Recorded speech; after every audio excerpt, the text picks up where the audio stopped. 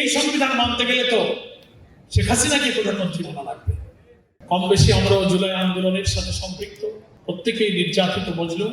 যে স্বপ্ন, যে গণ আকাঙ্ক্ষা নিয়ে 18 কোটি মানুষের পক্ষে তারুণ্যের এই শক্তি, মৃত্যুঞ্জয়ী শক্তি, অকুতভয় অদম্য সাহস নিয়ে যারা অত্যাচারী শাসকের বিরুদ্ধে লড়াইতে নেমে দিনকে বদলে দিয়েছিলেন, নতুন বাংলাদেশের একটা অভিযাত্রায় আমাদের যাত্রা শুরু হয়েছিল।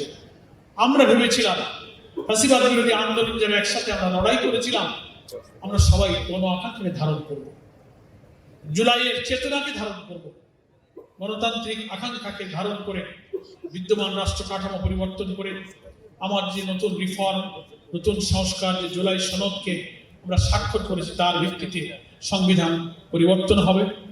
অত্যন্ত বেদনা নিয়ে আজকে জাতি এই রমজানে দেখতে পাচ্ছে জুলাই আন্দোলনের সবচেয়ে বেনিফিশিয়ারি হিসেবে যারা আছে, ইলেকশন ইঞ্জিনিয়ারিং এর মধ্যে দিয়ে যারা ক্ষমতার মসনদে বসলেন, কিভাবে জাতিকে বিস্মিত করে সেই জুলাই সনদকে অস্বীকার করে জুলাই সনদকে এড়িয়ে চলার মতো একটা সর্বনাশা পথে তারা যাত্রা শুরু করেছে।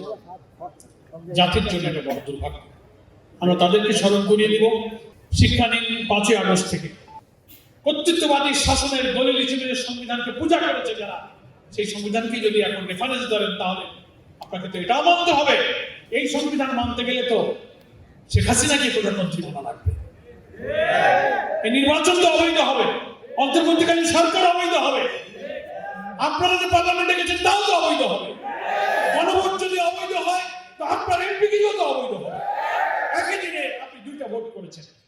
সংবিধান দেখাবেন না মানুষকে, কারণ সংবিধান শুধু আপনার বই, আপনার বাড়ি, আপনার আলমারিতে নাই। দেশের কোটি কোটি মানুষের ঘরে সংবিধান আছে।